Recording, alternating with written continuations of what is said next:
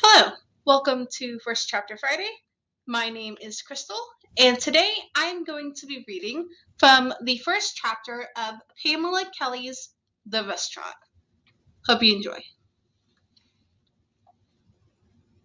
Chapter 1. Jill O'Toole wasn't supposed to be surfing the net on a busy Thursday afternoon.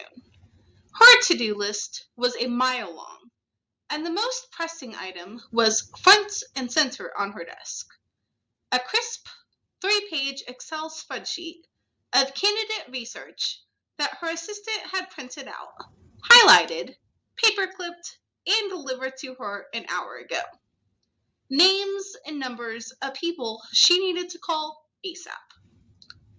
Instead, she was mesmerized by a food blog, which was one of her guilty pleasures. It featured mouth-watering photos and recipes accompanied by related stories that made her long to be home, puttering around her own kitchen, slicing and dicing, stirring and tasting. No time to browse today, however, for she was on a mission to find a foolproof recipe for the kind of rich, dense, and fudgy chocolate cake that would inspire moans at the first bite. Jill could almost always tell, just by reading the recipe, what a dish would taste like.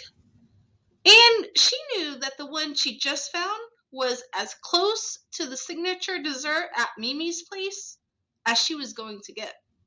Hopefully. Grams would agree. For as long as she could remember, they'd always gone to Mimi's place for Grams's birthday. An elegant, 2-star restaurant that was walking distance from Graham's Nantucket home. Mimi's place served Italian-influenced meals that were simple, yet exquisite comfort food. Certain dishes, such as their wafer-thin eggplant parmesan, were so amazing that Jill finally gave up ordering them anywhere else.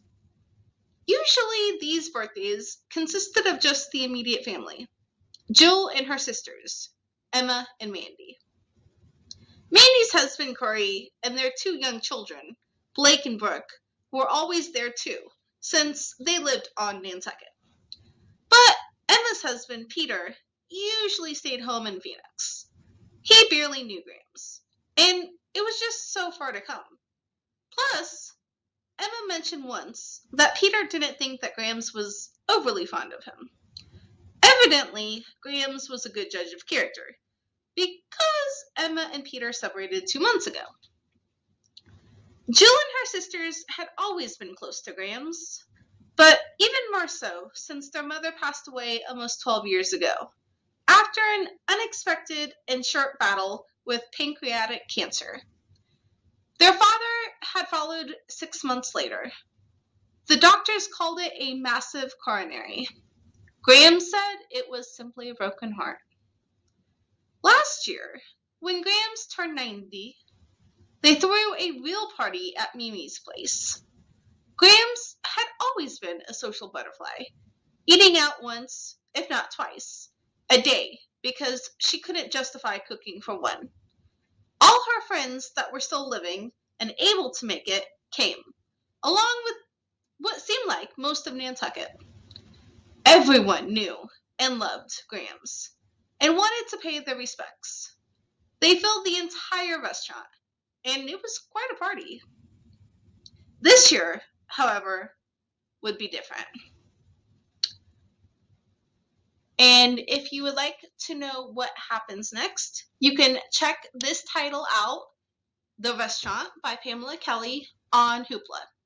Please join me here next week as I read from the beginning of If It Rains by Jennifer L. Wright. Thank you and have a great week.